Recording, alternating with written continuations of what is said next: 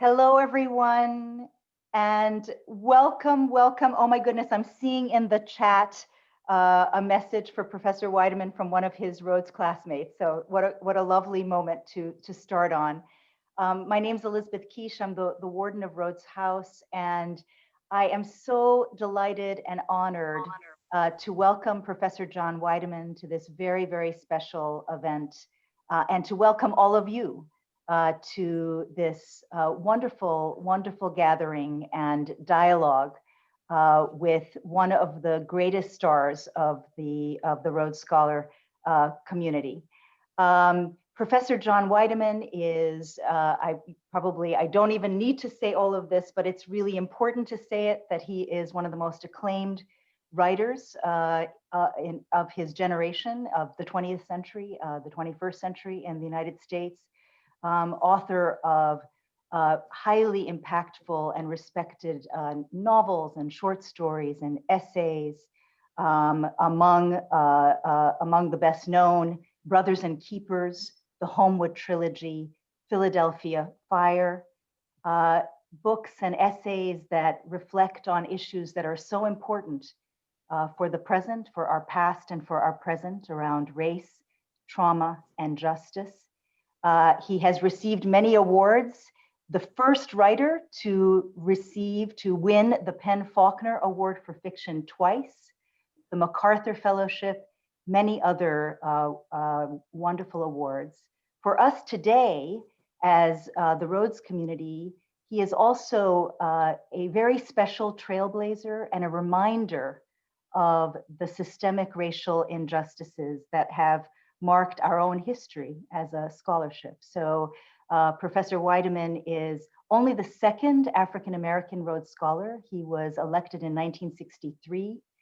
And in some of our early conversations this year about race and justice and equity and our difficult and complex legacy with the Rhodes Scholarship, we reflected on the absence between Alain Locke in 1907 and John Weideman in 1963 of African Americans in the American Rhodes community, thinking about all of the brilliant Black scholars who were not selected in all of those years. And I think it is an important thing to mark in this moment, in this evening, at this time when it is so important for us to acknowledge our difficult legacies and to affirm our commitment to forging a better future.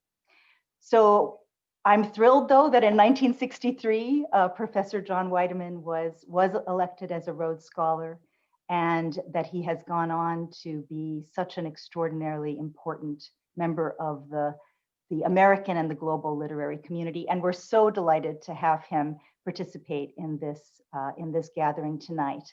I also want to welcome our moderator, Dr. Laila Kumali, who is a scholar of Professor Weideman's work. She is the author of quite a number of books, but in particular, want to call to your attention her book, 2016 book, The Cultural Memory of Africa in African American and Black British Fiction, 1970 to 2000. And Dr. Kumali is working with Professor Weideman on a film project and a number of other exciting projects. And so we're so delighted that she's joining us and moderating this conversation. And I also want to welcome to our conversation this evening two of the Rhodes Scholars for whom Professor Weideman opened the door. Field Brown, 2014 Rhodes Scholar, who is now pursuing his PhD in history at Harvard, and Chelsea Jackson, a member of the class of 2018 Rhodes Scholar, and we were just saying earlier, a member of what is to date proudly the Blackest American Rhodes Scholar class in history. Class of 2018, where 10 of the 32 US Rhodes Scholars were African American. And so Field and Chelsea will be offering their reflections and engaging in dialogue with Professor Weideman. So thank you all so much for joining us. And I want to now turn it over to Professor Weideman, who will begin with a reading from his work. Well, I'm very, very pleased and happy to be here. And hello to, I guess, I noticed there were a number of people with that 1963 class ring on our list of participants. I was very happy to see that and happy to see each one of you individually again after so much time. But I'm also very happy to be addressing a group of fellow Rhodes Scholars. Happy that I'm still here today and around to do it, and you are situated where you are, and these are difficult times, and I have a resistance, in fact, to this sort of electronic digital get together. It's just an old guy's prejudice, an old timer's prejudice. But I thought this was a special case, and it allows me to have a sort of outreach and say hello to you. And so I'm very happy and pleased and lucky to be here. But I'm not going to take up much time. I simply thought that I would begin our session with my reading voice. That's the voice that matters most to me, and the voice I want to share, and probably the voice most of you have heard. And I'm going to read something from Writing to Save a Life, which is the memoir that came out just a couple years ago. And it's about Lewis Till, the father of Emmett Till. And I just picked a spot that locates me in time and in other ways as well. And I'll read it and we'll go on from there. For me, a colored kid growing up in the 50s in Pittsburgh, Pennsylvania, South, like Hollywood's Africa, was a distant, primitive region. Dark, dangerous, untouched by time, by history or progress. South was the home of savages, not my color, who would catch, cook, and eat me, not welcome me back. I'd been cautioned never to trust those pale-faced Southerners with their odd accents, their ghost color, ghost blue eyes, beady black eyes with no pity. They mean you no good, the elders warned. Never have, never will. And watch your step, boy, plenty of them up here in the North. Boys who were teenagers, colored boys raised in northern cities like Emmett Till and me were only a generation or two removed from the old days, old ugly ways, old ugly country. We'd been taught in school and schooled daily by messages in the culture to believe we were not exactly Americans, more like orphans, ancestors unknown, except for cartoons of dumb Black slaves or Africans, even blacker, dumber. And who wouldn't want to forget them? Parents, grandparents, great-grandparents, old uncles and aunts remembered the South fondly in tales they recounted to each other and their progeny, down-home tales full of laughter, pats, hugs, dance steps, pantomimes, good food, clear air, clean water, black soil. My Virginia grandfather, John French, said he believed sweet enough to eat when he was a boy, staring at the Blue Ridge Mountains, daydreaming on the back porch of his father's house. Good hunting, fishing, funerals, songs, sermons, weddings, baptisms, moonshine. Forget about all that once upon a time backwoods mess. Urban boys like me, like Emmett Till, had heard other stories about the South too. I said, no, sir, and thank you, Grandpa. Can't go this summer, declining many summers my grandfather's invitation to accompany him south. Dodged the trip until Grandpa Harry, born in South Carolina and baptized Hannibal not long after slavery days, got too old to go and stopped asking. We missed the opportunity to travel together, hang out together in his briar patch, promised land. Grandpa was deprived of a chance to show off his grandson, first northern-born male child of the extended clan. Maybe Emmett Till took my place, took my trip, plunged into the jungle full of peckerwoods, riding around in white sheets to hunt down black boys, cut off our balls, string us up. Dixie, wish I was in Dixie. No thanks, Grandpa. That Hannibal, who after he settled up north, called himself Harry out of shyness, or maybe shame because Hannibal sounded too much like cannibal. I missed him on the droning bus south, missed our golden summer together. Sorry, Grandpa, wish you were here. Thank you.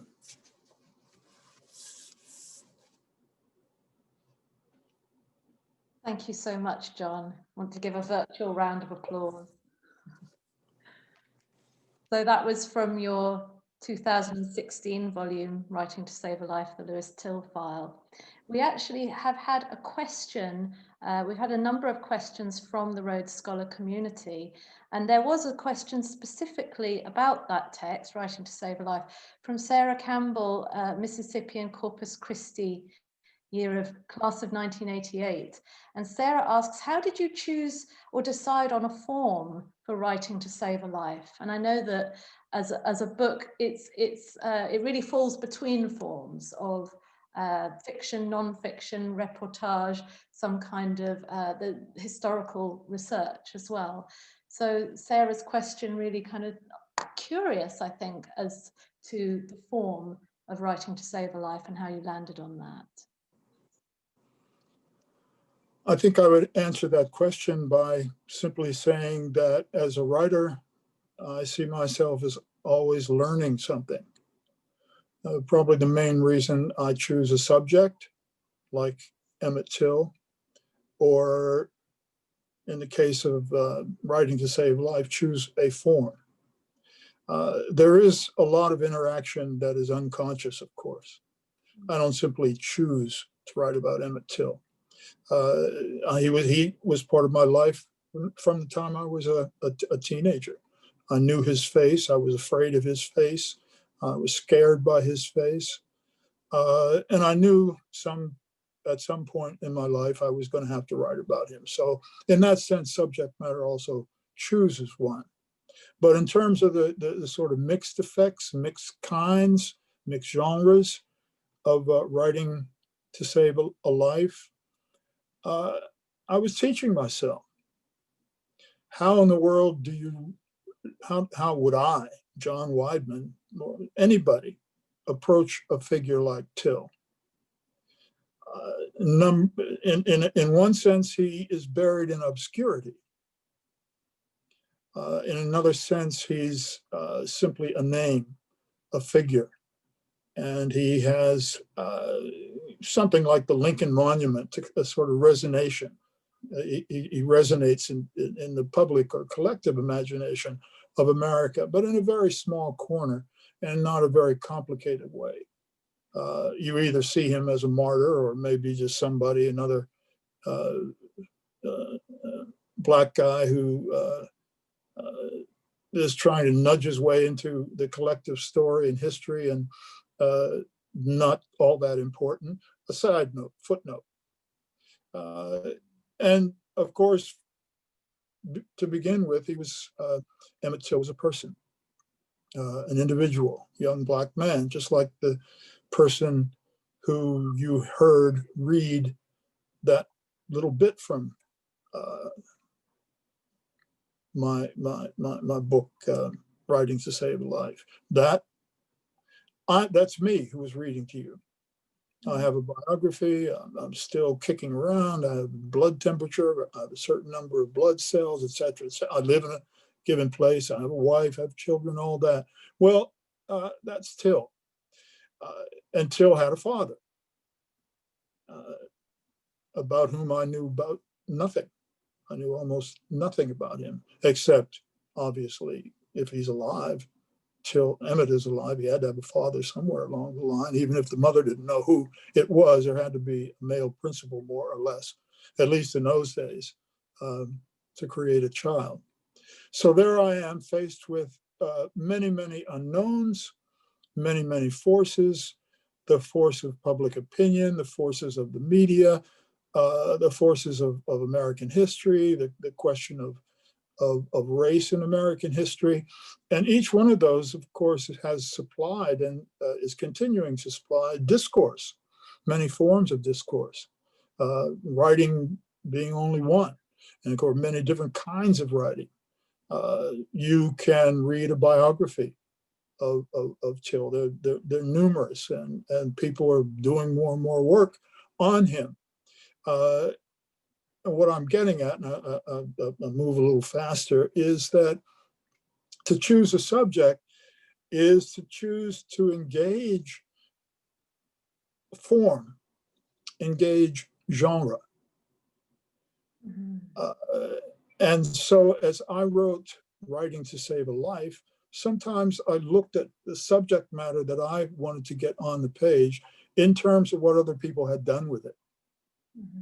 I looked at the subject matter in terms of not just information, but how certain kinds of presumptions and assumptions are embodied by a genre or a form, like a profile, a newspaper profile, 200 words or less. You sort of know, even without seeing it, what's going to happen. You know, you're going to get introduced to somebody, a couple words, little biography, et cetera, et cetera. So a good writer, I think, is conscious of not only of creating a form, but those forms in which he or she is drawing from. And that's part of the delight, particularly when taking on a public figure, that there is a kind of war going on with all the other forms, artistic forms, which might or might not have attempted to embody that person.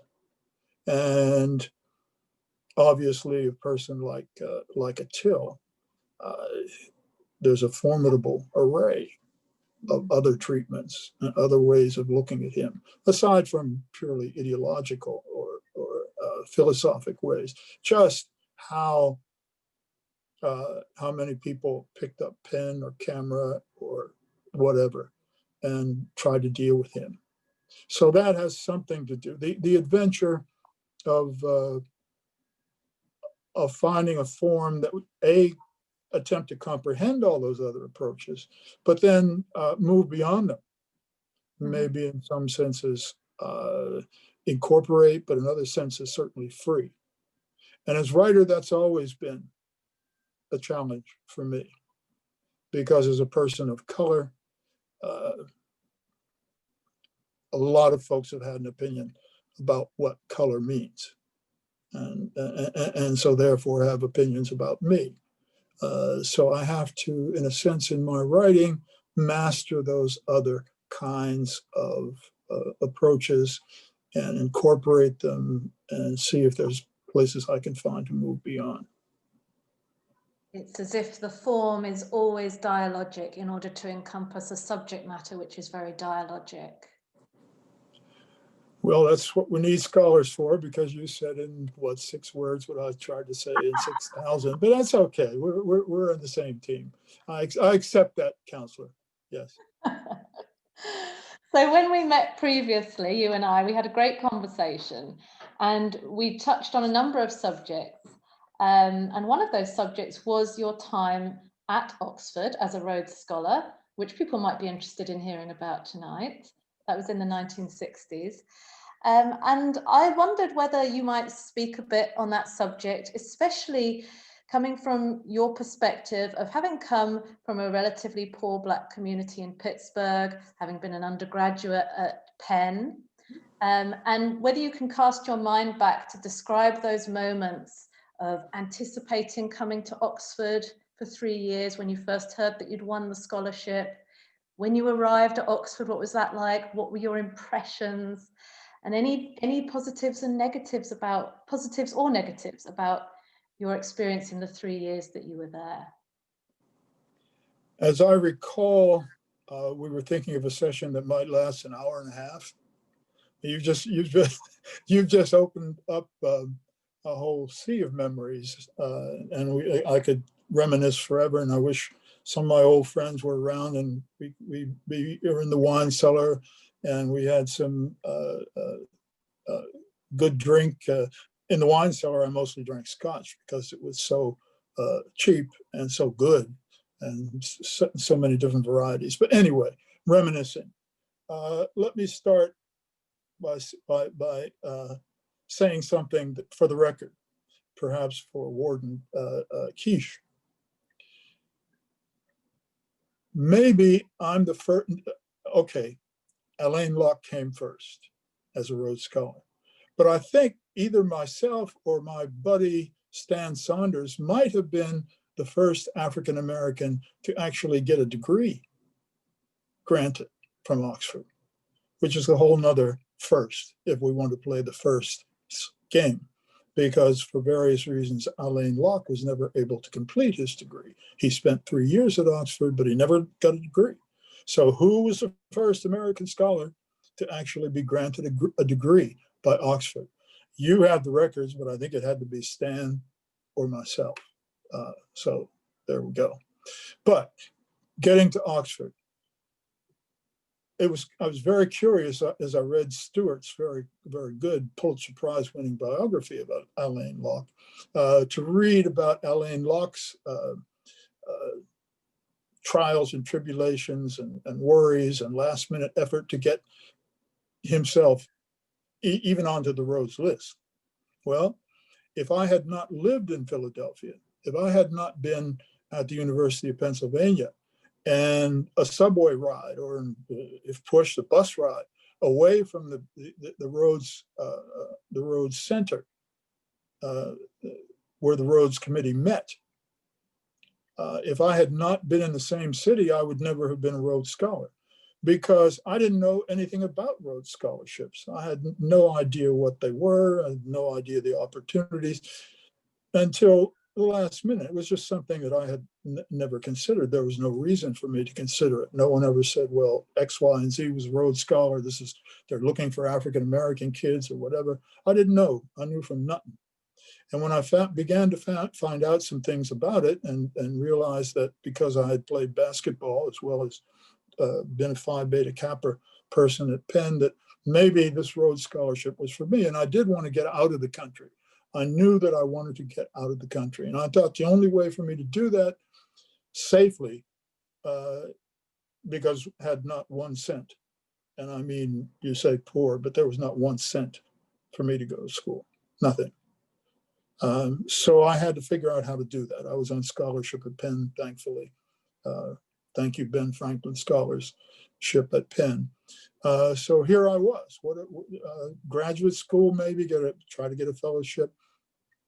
Actually, my game plan A was to go play in the Eastern League, which was sort of a farm league, like AAA ball for the NBA at the time. The NBA at the time was tiny, maybe 8 teams.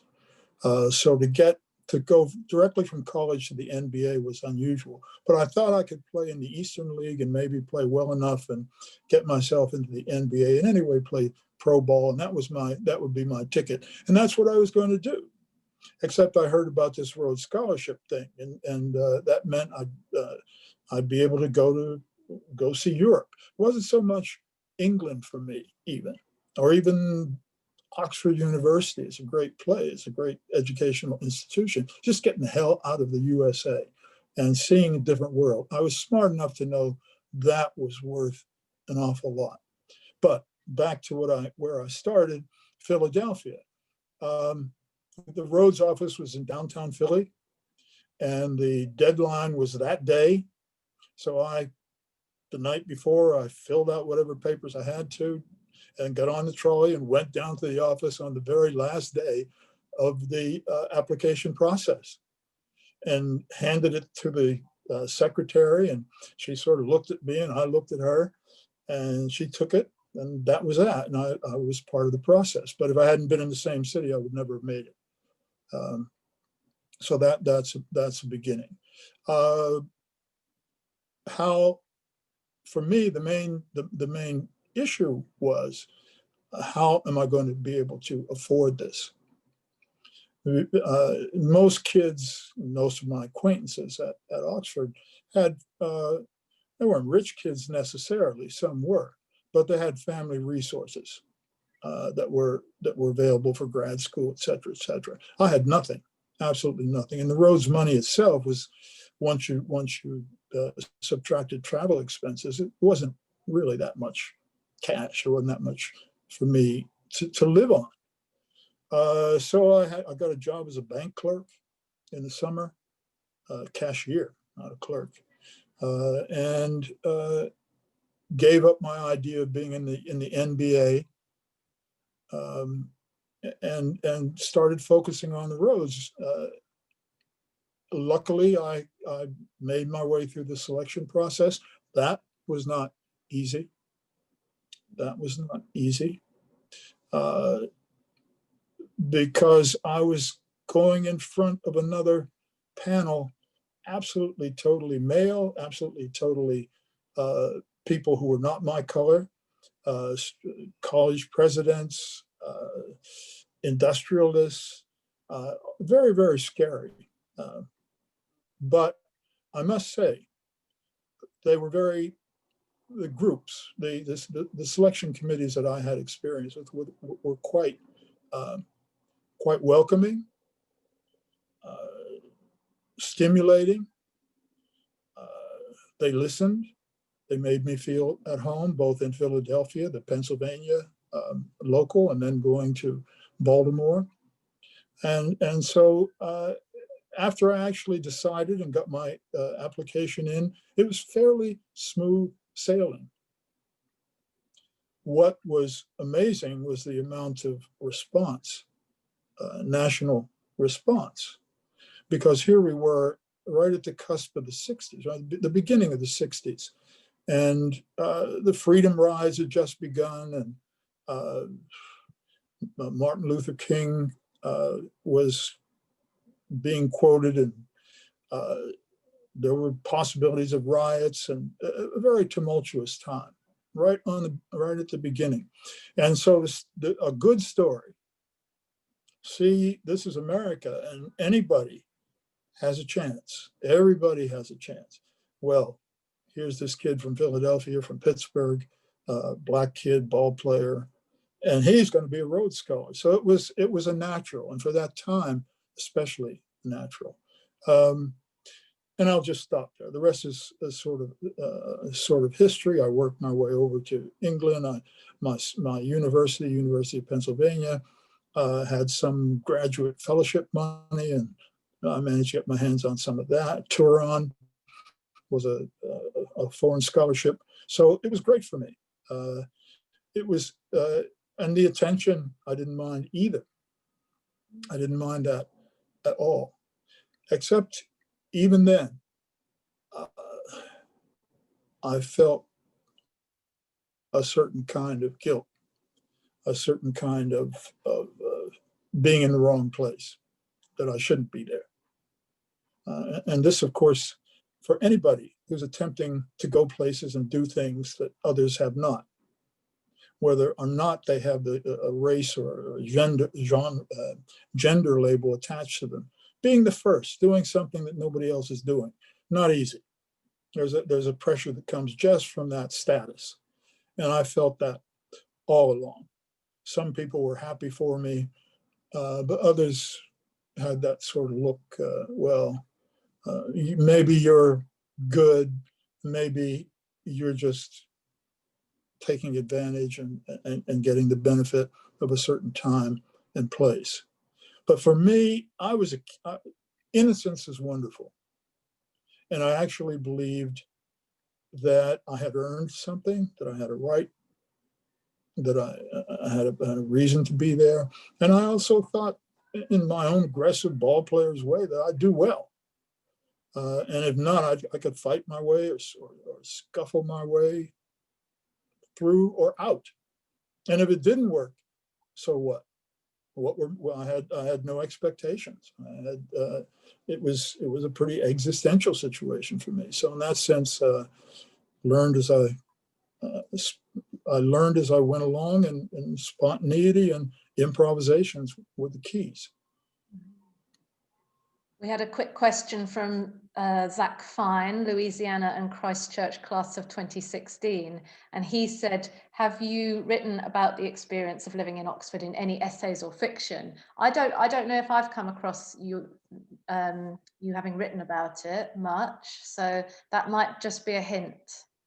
Maybe I think probably in an essay here and there, but that's an interesting sort of question, because I could be writing about Oxford when I'm writing about my mother and myself sitting in the living room in Pittsburgh.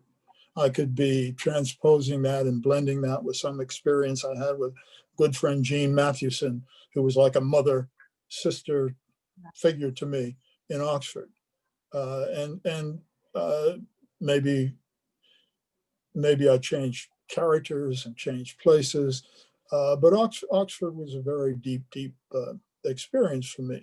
One thing I think I did write about is gender. Race was quite a strange business, but I expected that. I did not expect to go to an English friend's house at Oxford for dinner. And when he got up from the table and started clearing the dishes, I could have, I almost fell out of my seat. I'm thinking, what is wrong with him? Why is he doing that? What sort of world is this? I had not, men cooked, picnics out in the park. Maybe you cleaned up the barbecue when you were finished, but to actually help with the housework, come on, I didn't know what the heck was going on. And later, after I'd become a Rhodes Scholar and then returned to the United States one summer to teach at Howard University, my host, I was invited to Howard, the chair of the department invited me to his house for dinner, and he cooked. He's the one who cooked the dinner. So that was another strange cultural experience. Remember, it's 1963, by then it's probably about 66. And I was a deeply acculturated person, the same as a Hosa kid would be if he went among the English. I had very strong ideas ingrained deeply about what a man was, what a woman was, what they should do, what our labor was. Now, not all Black people were the same, of course, but my segment of the culture where I came from, the divisions between men and women were probably just as rigid and just as sacred or unconscious or internalized as the difference between male and female. Between Black and white. So I think part of the incredible value that we've all been anticipating from tonight's event is hearing you in dialogue with younger Rhodes Scholars who share an interest in themes of racism and the criminal justice system in America. And when we hear from Chelsea and Field in a little while, that dialogue will carry on and probably into the Q&A. But just in terms of thinking about kicking us off with that cross-generational dialogue, which I'm very excited about, can you situate for us some sense of your understanding of the role that you play as an artist, and an activist, as a brother and a father in relationship to these issues of racism and the criminal justice system? Unfortunately, I know far more about the criminal justice system than I want to know. I've had a brother and a son, both in prison for many, many years. And that's to say nothing of the people I grew up with, the ones who disappeared into prison and who were destroyed by lack of opportunity and by the kinds of limited choices that we all had to make. I was, in a sense, imprisoned by the notion of race. And I still would contend that that's a very valid metaphor. It's not even a metaphor. I think it's almost a truism that race is a kind of prison. After all, race in America does derive very directly from slavery. And what was chattel slavery had not developed, a highly developed form of imprisonment. So the idea of race itself is a prison. And all Americans are captives of it. I don't want to confuse subjects or go backward, but when I was talking about my experience as a Rhodes Scholar, kind of the fun things in Philadelphia, et cetera, and some of the confusions. Well, I became a member of a selection committee for the Rhodes. First at a state level, and then I guess I did a good enough job because I was always being watched. My performance was being measured in a way other people's performance was not being measured. I mean, folks who are on a committee, they go home and they say, well, you know, George is stupid or Mary is smart. But I knew I was being measured in a special way. But I guess I passed the grade because I was invited into a final committee to go to Baltimore and actually choose scholars. And on my first, during my first session with other Rhodes Scholars, they were all much older than I was, for one thing, and much more settled. There were judges, there were university, maybe a university professor. By that time, I was a professor at Penn, but they were all my seniors in that sense. And again, I'm on trial. But we had seen the young people who were the applicants, and we were sitting around, kicked back in a very luxurious place, I forget where, in Boston, and 6 or 7 of us in the room, and we were going about our business. And one of my colleagues, who was a judge from Baltimore, I could name him because I've never forgotten the moment. He said, I don't want to be the nigger in the woodpile, but candidate X is not my choice. And that gentleman was responding to the conversation that all the members had been having, and sort of there was a split about one person. And he took it upon, I mean, he was trapped by race. That idiom, that way of thinking came to him wherever it came from.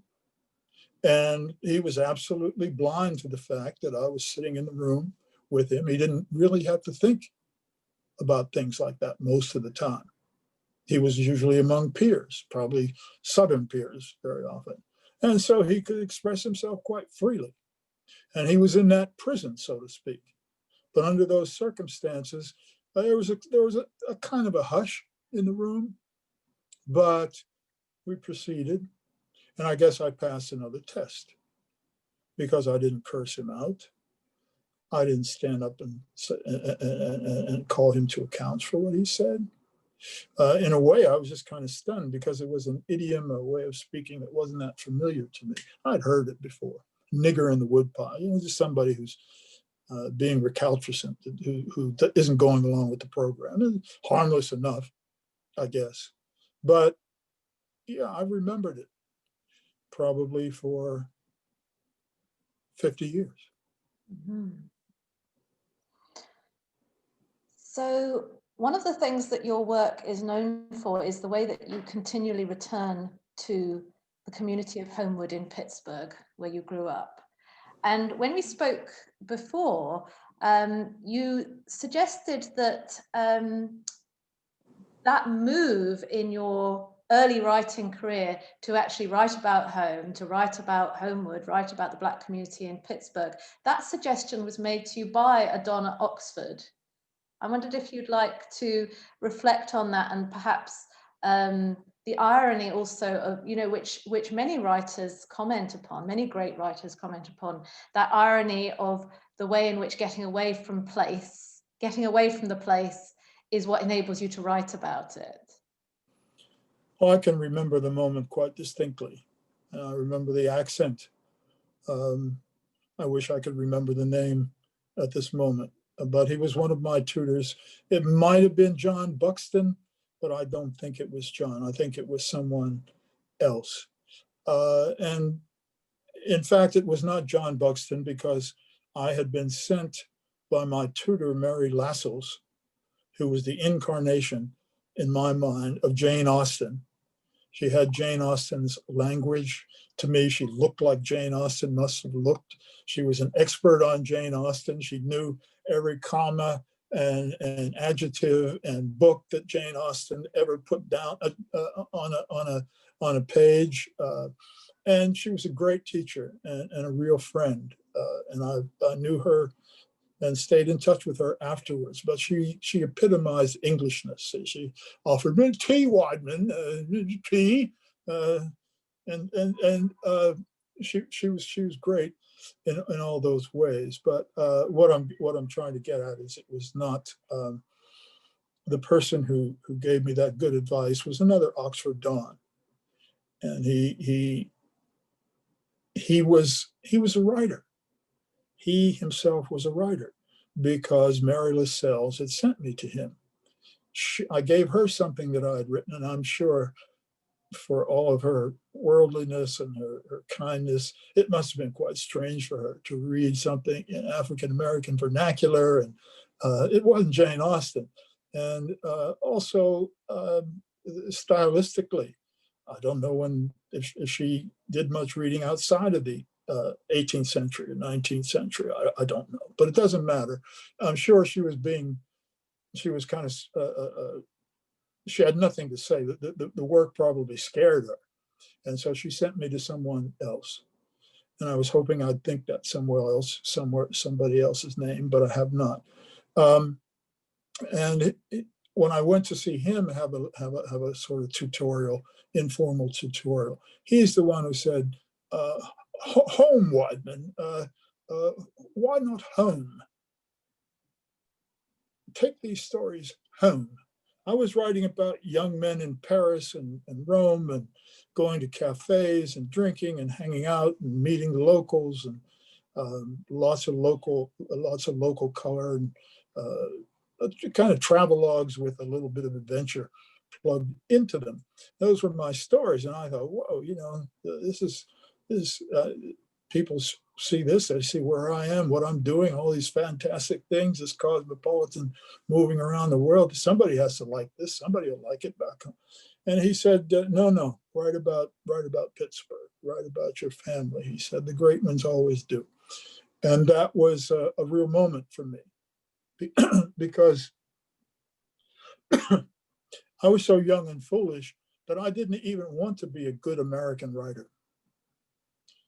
I remember being asked about my writing when I was either early on in the Rhodes business, when I got national publicity and big magazine articles in Look magazine, which was the national pictorial weekly at that time. Look and Life were the two big magazines. But I was getting interviewed, and someone asked me about my ambitions and said, I guess you want to be the next great American writer. The next American great Black writer. I said, I don't even want to be an American writer. I said, my favorite books are not by Americans. I said, I just want to be a great writer.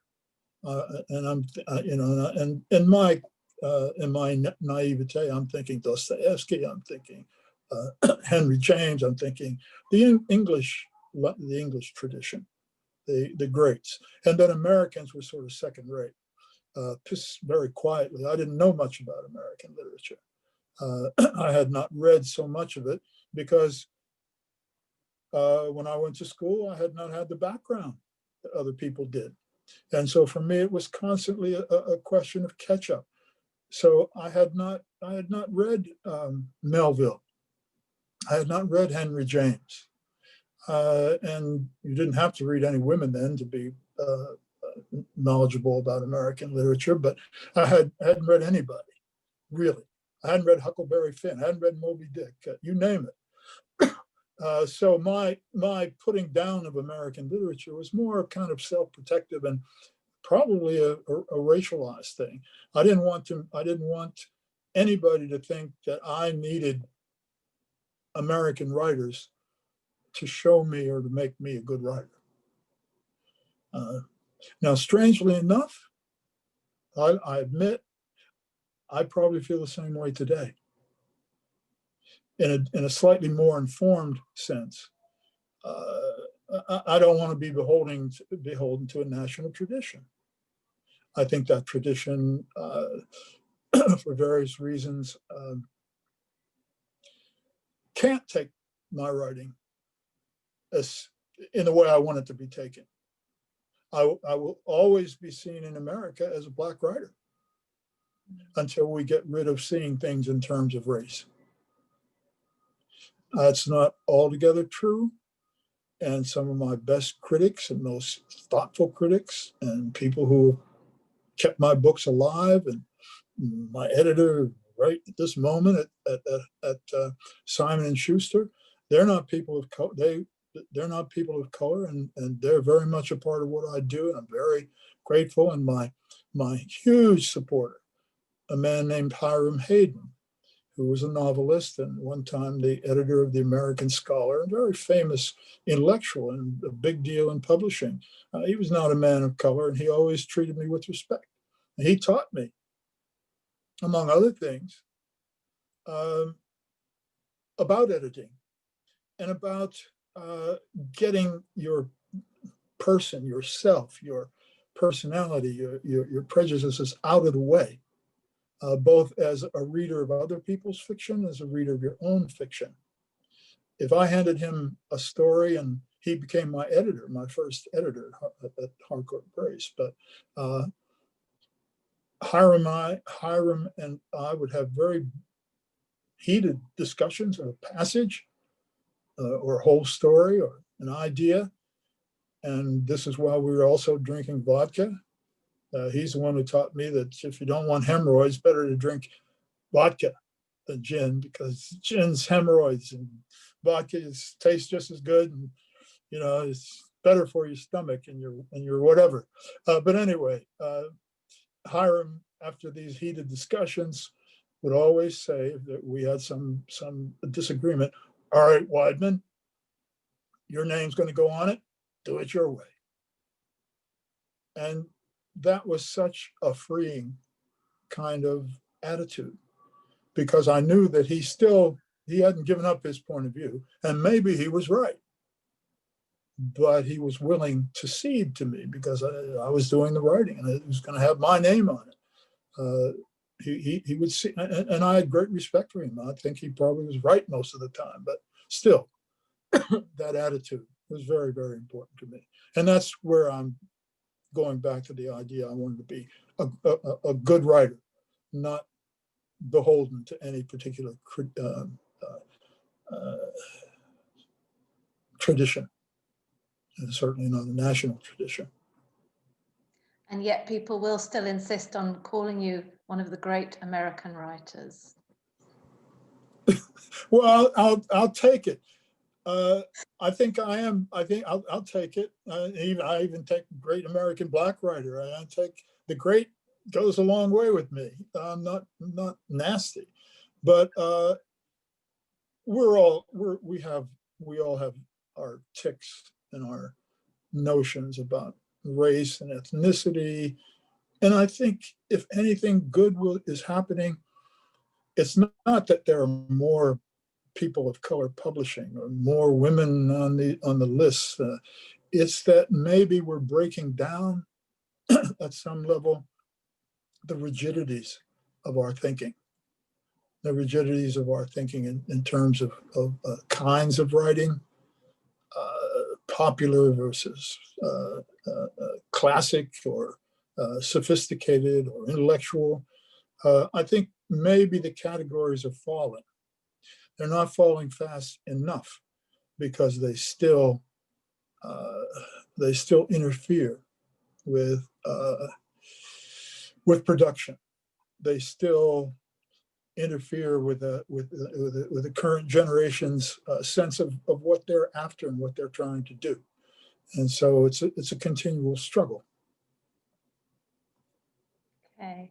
I was alerted that your brother's joined the call. If he's still here, we're very happy to have him. I'm not sure if he's still here. But we're very delighted to have your brother join us in any capacity. I think I had tons more questions, but time is racing. And it might be a moment to move over to Chelsea and Field. I don't know which one of you wants to go first. I'll let you take it, Chelsea. I'll let you take it. So, yeah, thank you so much, Professor Whiteman. It's been just incredible getting to speak with you over the past week or so. So for me, being a 2018 scholar, and so I'm from Decatur, Georgia, and my background is in African American politics. I'm a political scientist by training and going into what I practice now, which is abolition. I'm a prison, police, and basically the whole system of incarceration. I believe in abolition, and I believe that that is a legacy that continues from Frederick Douglass through Ida B. Wells, through Angela Davis, and breathing through today. That much of the ideas that you touched on in your Penn Station writing, if anyone got a chance to read that, about how prison extends the legacies of slavery into our everyday lives and kidnaps and hijacks so many of our community members. And so I was really excited to speak with you today, especially about what you brought up a little earlier about the guilt of being in Oxford. Because for me, one thing that I really struggled with was first explaining to my family what the Rhodes Scholarship was. And then when people in your family or your community get an understanding that you have the same scholarship that Bill Clinton has. That's was the thing that helped my grandmother wrap her mind around it. All the assumptions and expectations that came along with it. The idea that, I would be rich, that I would, go all over the world, and, they would just pay for me to fly everywhere and I could do all these things. And how you dealt with sort of those transitions throughout your life, and talking so much about your hometown and your work, and how you found through the course of your life from being a Rhodes Scholar, how you found that, sort of tug and pull between home and trying to find something better out in the world. No matter where number one, I've been delighted to meet you, and it's been a real pleasure for me. And I had met Field once before, and I lost him in Penn Station, just like I lost my brother. So that's very ironic, and maybe he'll speak about that when he comes on. But what has been a miracle for me, Chelsea, a miracle, is that when I attempt to negotiate the sorts of situations you're talking about, like a conversation with your grandmother, or other people's expectations, or are you still one of us? Because it's not all enthusiasm. It's almost like you were just like when I even went away to college. Okay, you're different now. You left us, yeah. More power and have a good time, but you're gone, and that's true. It's absolutely true. I came back. I'm speaking a different way, like a Bintu from Africa. You go from Ghana, you're Bintu. You go to Britain, you come back, you speak differently, you dress differently, you walk differently, maybe different music, and so you're an outsider. The point I'm trying to make about a miracle is that deep inside myself, I could always return to my mother's voice.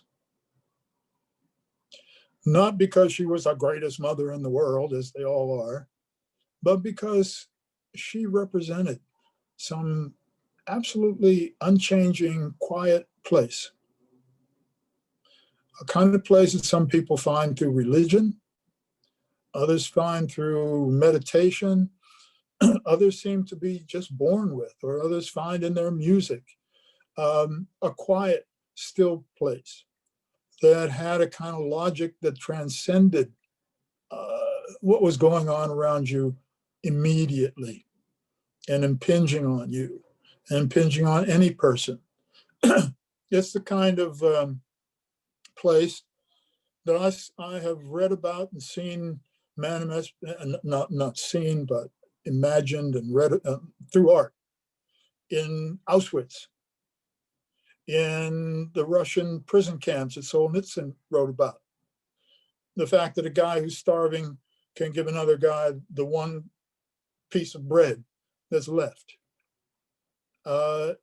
Because he knows that's the right thing to do, or she knew it's the right thing to do.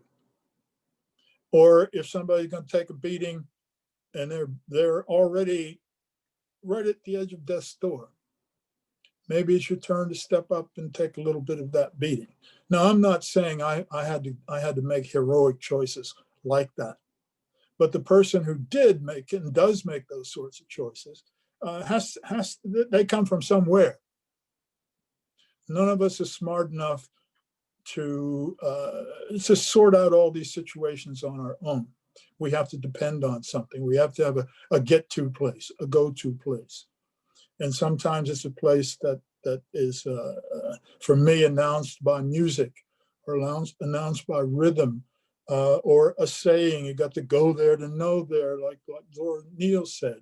But these, I always had that. When whether I was listening to a judge make some sort of racist remark in a Rhodes Scholar interview, or whether I was trying to sort out what to think about a review that was written of my work that was very complimentary but missed the whole point because it put me in a particular category that cut off understanding my work in the way I really wanted it to be understood. So all these various situations, no matter where I found myself, in whatever company, I had someplace that I could go to. And that's why I say miracle, because my parents, neither one of them went to college. I was the first one to go to school. When I did go to college, I wrote my mother, she wrote me, but they had not the slightest idea what was going on. But I knew that there was part of her that understood what a college was and understood the sorts of things I was going through in her way. And so if I could only calm myself down and teach myself to go back, and it really, I shouldn't say go back, dear, because it's not going back. It's not like looking in the woods or in the backwoods or in the ghetto for some wisdom. What I'm saying is certain values are transcendent. Certain personalities are transcendent. And it's up to us to identify them, individuals, to identify them. Because unless we do, then we run into a situation, we'll sooner or later run into something we can't handle, which we're lost, which is probably going to happen anyway. But if you've been able to get through it before, then you know you have that capacity. And it's not one-on-one. My mother had a grandmother. She had a father who was really more like my father for a number of years. So she comes out of a family. She comes out of a culture, and that it meant that I had a very clear understanding of no matter where else I went, what books I read, what countries I went to, what personalities I met, that I was not alone. not only did those places have something to teach me, I had something that if they listened, they might gain from, people and individuals. And it wasn't just I knew it was more than me, because I'd heard plenty of times, don't you get a head on you, boy, don't you be walking around here like that. So that's what I'd say, just as a kind of answer.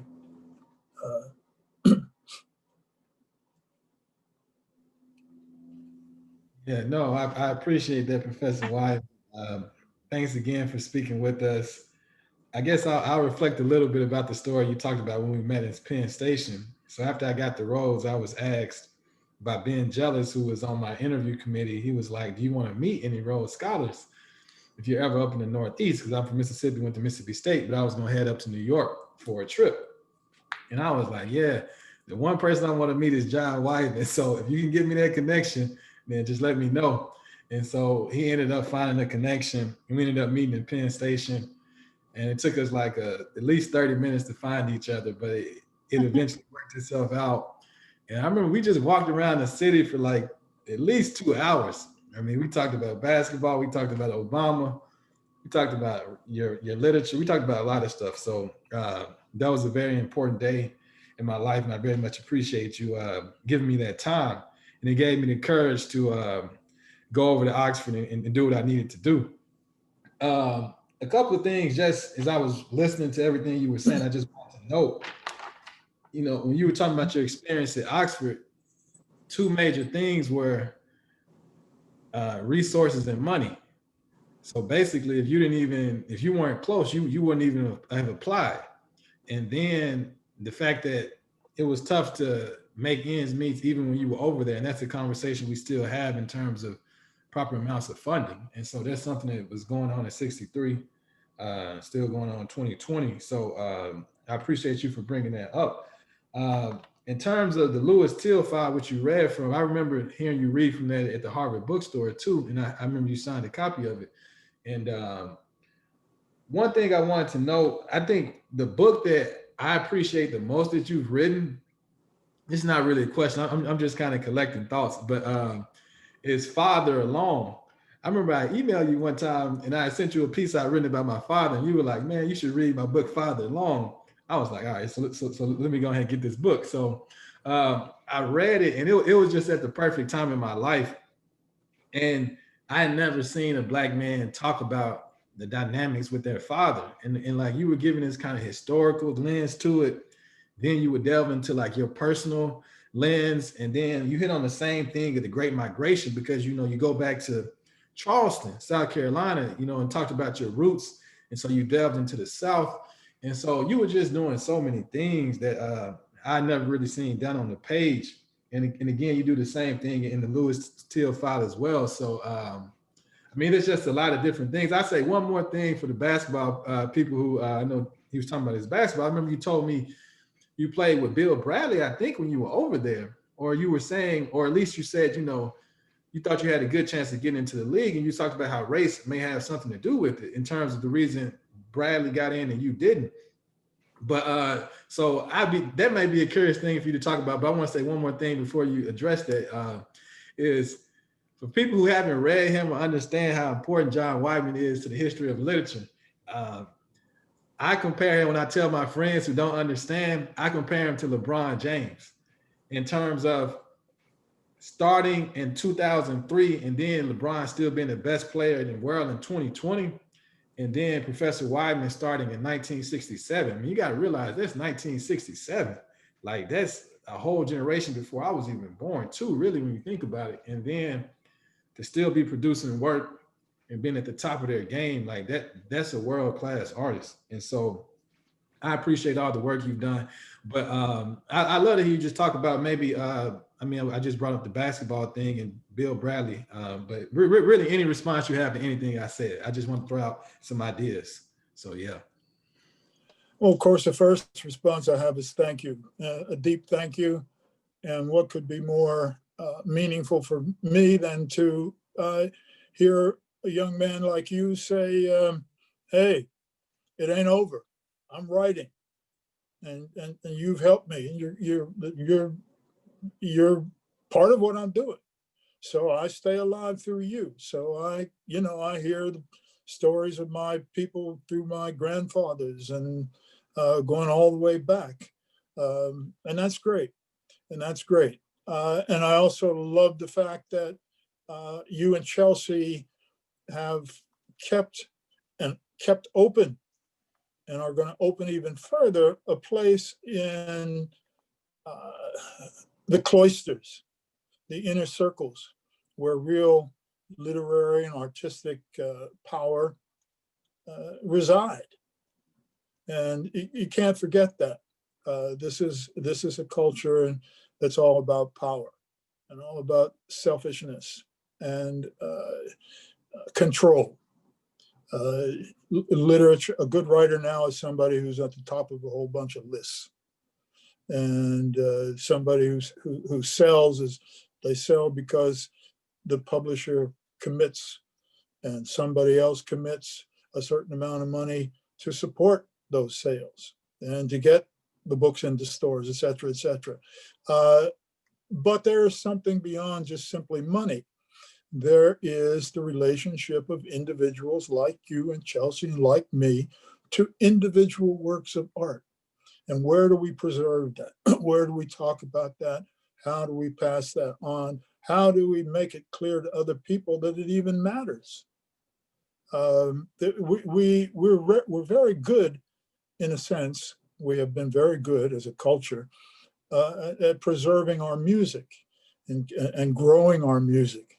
And I remember when I met you, as part of the fascination for me is about the time I met you, it was becoming clear that rap was not something just on the East Coast and the West Coast of the United States, but there was such a thing as Mississippi rap and Atlanta rap, and the groups were out there, and then guys started killing each other behind reputations, et cetera, et cetera. So it's all crazy, but you introduced me to that. You were an aficionado of local artists, et cetera, et cetera. We're real good at that. But how do we keep our painters, our dancers, artists of the word alive, and how do we pass that on? And what vehicles do we use?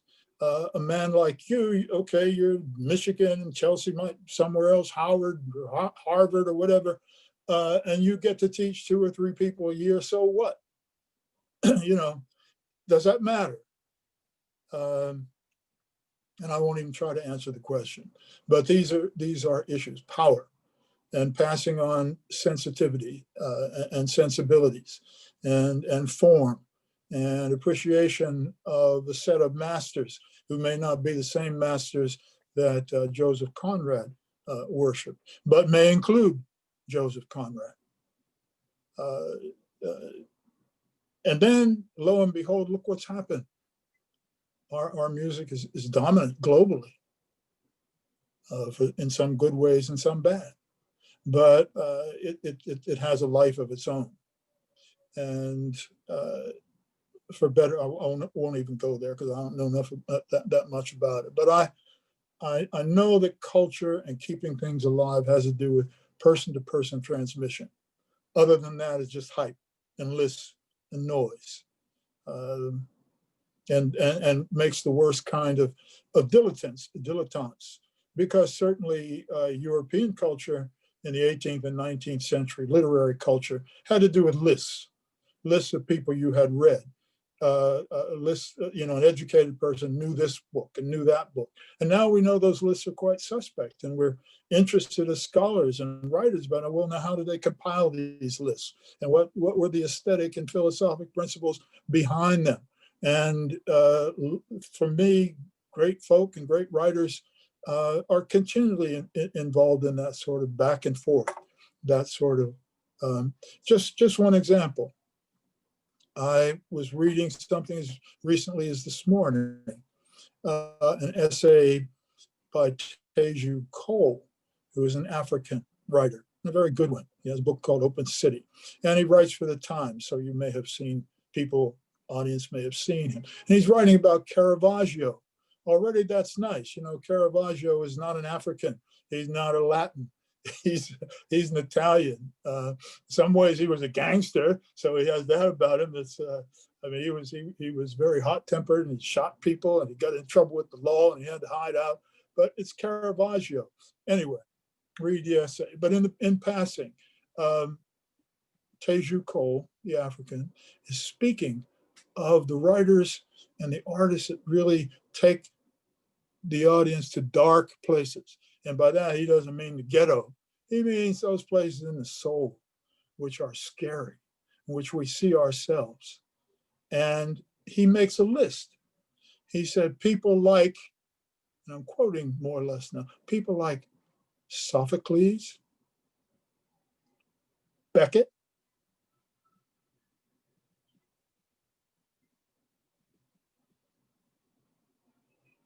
Morrison,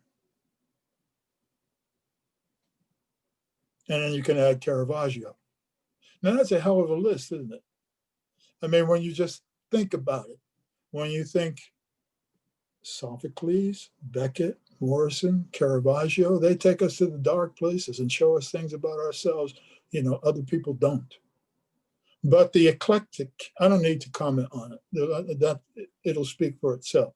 But that's what's at stake. That kind of originality and thoughtfulness and critical ability to cut through the superficial categories. And that's what we depend upon you for. And I think I inherited that ability from my mother, who told me, it's the person. It's not what they have and don't have. It's the person, how they treat people, how they treat you, how they treat one another, how they treat themselves with respect. That's what matters. So is there anything else that either Chelsea or Field want to raise? Otherwise, we'll go to Q&A.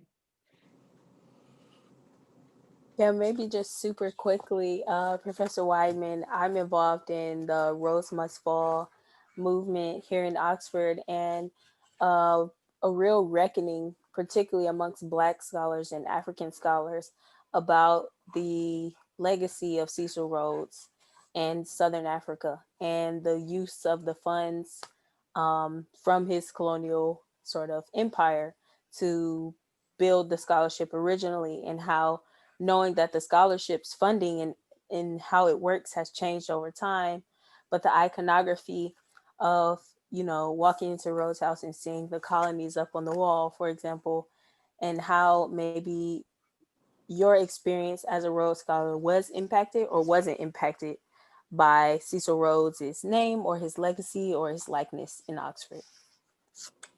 I mentioned blessed innocence and ignorance before, and so I can plead both of those. Or again, Cecil Rhodes, I had, he could have been John Wanamaker, he meant nothing to me. Now, 50 years later, I know an awful lot about Cecil Rhodes, and just because I was spurred by this meeting, I read Alain Locke's biography, and I've been reading about Cecil Rhodes and reading about the cattle killing in Africa. I mean, and it's been fascinating for me, and some of it I knew before, but when I was a scholar, I knew nothing about it. It didn't matter to me. People didn't think that way. People clearly didn't think that way, and that's a real advance now. For you or somebody like you to question where the money's coming from, that would have been back in the day, I would have thought that was kind of stupid. Take the money and run, girl. But if you did that if you only did that and didn't come back around the corner and keep yourself alert to whose money and what the implications were, and what the implications of you as a kind of figure being looked at and pointed to say that the whole society works because you were managed to squeeze out of that tiny, tiny little hole, then if you don't deal with that and as you grow up and as you go through and as you have these experiences, then you have failed. You have literally failed because you have served the purposes of empire and you have forgotten the people that made it possible for you to live and breathe and walk the way you do. And so it took me a long time, but I was on the path. And once I got on the path and could begin to think, I was apolitical. I didn't know Democrat from Republican. I had no general ideas about a Republican or Democrat. I knew my grandfather had voted for Republican his whole life, and everybody always laughed. They said, because Lincoln was a Republican, you know. And that was kind of funny to me, but I didn't really understand it. Now I understand it. Now I understand it. So it's a process. It's a process. Specifically, Cecil Rhodes, he's a tough one. What do we do now? We have a world that is encrusted with memories, structured of atrocities, which have not ended. If colonialism and slavery and all that bad stuff that had to do with the suppression of race and white supremacy, if it were all overcome now, then these things would just be historical curiosities. But they live and breathe. And one way they live and breathe is through the ways that they have managed to survive. Now, sometimes the fossils are living. The President of the United States is a living fossil of totally despicable ideas and practices and philosophic points of view. And unfortunately, his behavior sets us all back, sets us as a country back, black, white, whatever. And that has to be dealt with first. That has to be dealt with first. The ways in which we still run on a principle of oppression, whether it's a question of companies and unions, working class and aristocracies, but there are still kingdoms in the world. And aristocracies. I went to Oxford. I went to the beer cellar, minding my own business at lunchtime to have a good old Guinness, and I it was very interesting because there were a bunch of kids over in one corner who were always on the dartboard. That's what they did. And they talked like they were foreigners. They had that Cockney slang. And then there was another group that sat here and they drank wine and sherry and da-da-da. And that was it. They talked differently. They dressed differently. And there's a group over here, one of which was a Faisal from Saudi Arabia. And they talk about things like, oh, I left my Riviera in Switzerland, right beside the lake, in Geneva, and I forgot it, and I couldn't remember where I parked it, and I hope I'll get back to find it. And that, hey, Weidman, you have Riviera back in the United States, and they were all of them were my friends. I could play darts, I could talk to the Middle Eastern guys, I could sit down and have a sherry, and that was such an education. But the main part of it was not just what it did for me as an individual, giving me some experiences, but like for you, I'm learning how I was beginning to learn and beginning to understand that it ain't over. That those things I thought I could walk away from through my individual accomplishments and achievements. Stuff I thought I walked away from didn't disappear. just because I was on the other side of the jail. And so your whole business, your whole idea of being of disestablishment or destroying jails is so relevant, as long as we understand what the jails are. And in our country, the #1 jail is simply to continue in our language and our thinking to see people as black or white. Until we get rid of that in the language and in our conceptions, we're in the cell, we're in the jail, we're in the penitentiary. We're still paying, we're still keeping up the prison. Each time somebody has that kind of thought, they put another brick in. And until just the opposite happens, the bricks are removed. Oh, I shouldn't think that way. Oh, that's not a legit classification. Oh, the walls are going to stay up. We had a question in the chat from Tim Weiskel, and I'll just paraphrase it, but it's a related question, I think, which is, he asks, do you think that Rhodes Scholars, American Rhodes Scholars, have a particular responsibility to comment and be active on the question of US politics? #1, I would, if I did, I would not use a public forum to preach to my elders and betters and peers. That's a question for each of us to sort out. If given the advantages that a Rhodes provides for an individual, I would think we would be a pretty piss poor lot if we did not have a sense that we needed to give back. And I know from history, and I know from my friends, and I know from talking to the people all over the world that Rhodes Scholars have given back. Bill Clinton was mentioned, Bill Bradley. Oh, and Field. The fact that Bradley got to play in the NBA and I didn't has very little to do with color.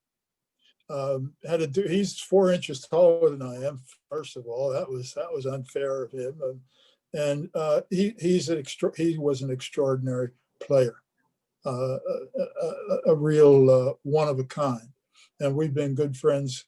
And we used to go out and shoot around at Upper Hayford American Air Base in Oxford and get on my motor scooter. And I didn't know I was hauling around dollar bill on the back of my motor scooter, a dollar bill in the sense that he had the biggest contract in history when he joined up with the Knicks and helped get everybody else a raise as well. So they nicknamed him Dollar Bill. But no, Bill Bradley ascension and work in the pro basketball had to do with his skills and his work and his dedication. And I wish him nothing but well. I was a player who was in between positions. I could have been a contender, but in college I was a forward instead of a guard. And at my size, I should have learned to be a guard if I wanted to have any chance to move up into another level. I could play with those guys, but I wasn't one of the best of the best. Period. I appreciate that clarification. Yeah, I appreciate that. Yes, sir.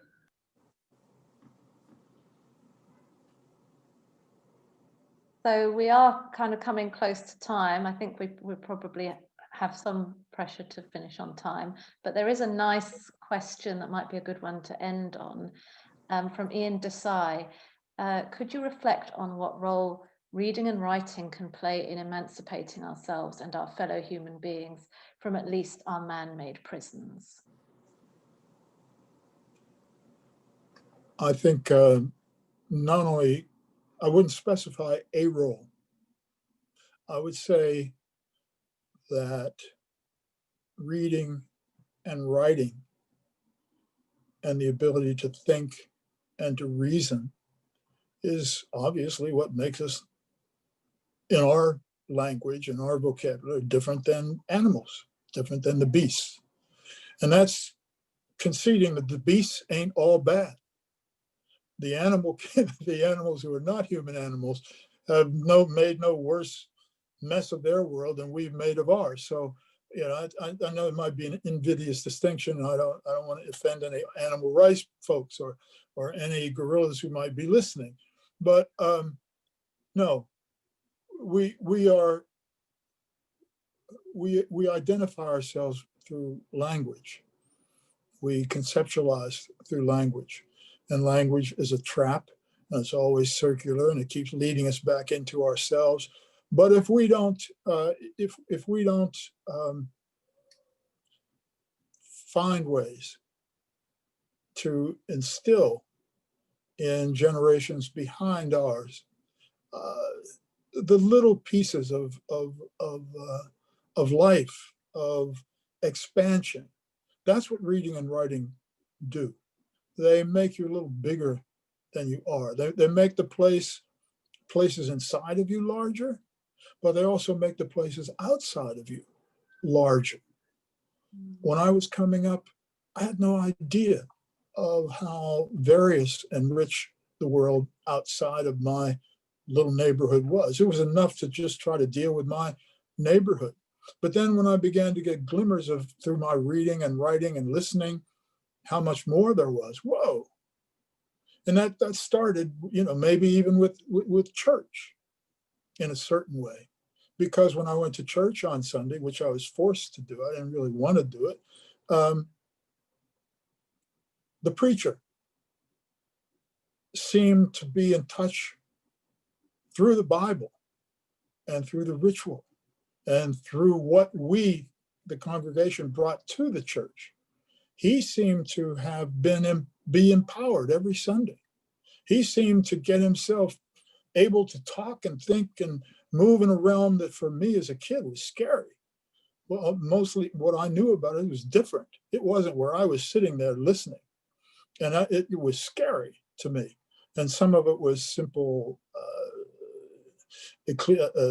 biblical talk, you know, devils and angels and fire and this next time and all that. But part of it was watching a man up there in front of me who had access to another place, another level of reality. And that was another dimension. And I knew it had something to do with the book, that Bible, but it had something to do with what I could find out more about if I read and thought and talked and listened. And so if we're hoping to grow, that's the way to grow. And that's what we owe people. That's why so many places in the world right now where the first priority is simply food for people's mouths, that's a double crime. Because if we give those folks enough to eat and their minds are empty, oh my goodness, is that a gift? And of course, it's a gift. Life is a gift. But if it's an unthinking and unreflexive, and how are they going to grow? What kind of world are they going to be able to be part of? Slaves were kept alive. Was that a mercy? Yes, I wouldn't be here if that was the case. But on the other hand, there are enough resources in this world to feed everyone if we make sure that that's a priority. And there are enough words and enough books to go around with that food that we don't have to live in ignorance and anger and selfishness. So through the arts, we grow beyond the prison of ourselves. I think so. I hope so. I wonder if Elizabeth would want to close with a couple of words. But thank you so much, John. This has been such a pleasure. And I have pages more questions from myself and from others in this whole community, things that we wanted to ask. We haven't got to, but we'll try and cover that in one way or another, some other form of discussion, perhaps. Thank you. Yes, Thank you. I sure hope so. Thank you so much.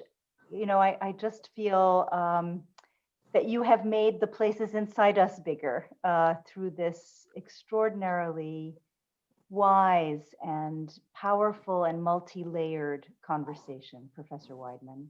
Thank you so much for sharing your art and sharing those insights into what is transcendent and what connects us to each other, and connecting so beautifully with our two amazing younger scholars, Field and Chelsea. You know, we talk about the Rhodes Community being a lifelong fellowship and of connectivity across generations, and tonight was a beautiful, beautiful example of that.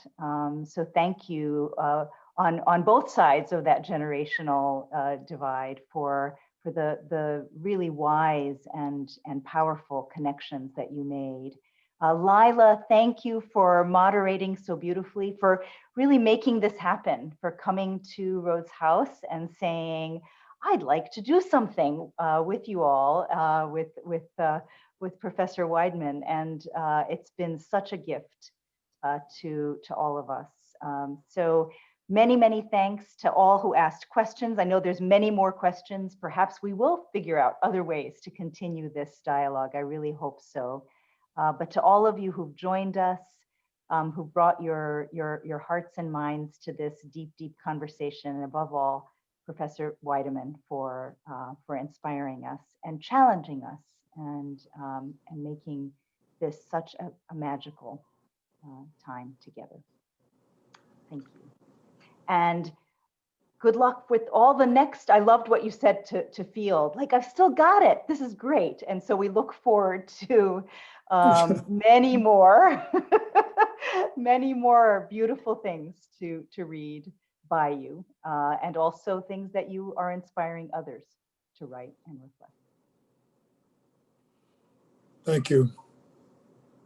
Thank you, everyone. Thank you so much. Have a wonderful rest of the evening, the day, all of you. It's been precious to be together.